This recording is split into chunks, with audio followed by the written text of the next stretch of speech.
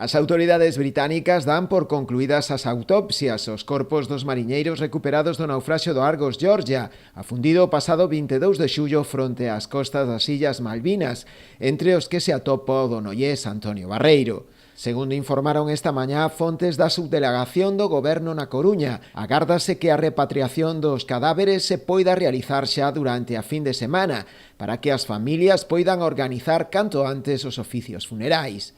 Cabe lembrar que o afundimento deixou 14 superviventes, 9 falecidos e 4 desaparecidos, entre os que se atopa tamén o ribeirense Juan Antonio García Rey, Pichón. Mentres tanto, continúa tamén aberta a investigación para determinar as causas do naufraxio do buque. As autoridades británicas teñen previsto tamén tomarlle declaración nos vindeiros días aos superviventes. Esta podería realizarse de xeito telemático, para evitar así causarlles máis trastornos aos mariñeiros rescatados. Cabe lembrar que nas últimas horas, un deles, o ribeirense José Ramón Hombre, primeiro oficial do barco, tivo que ser intervido de novo no Hospital Clínico de Santiago polos golpes sufridos durante o afundimento.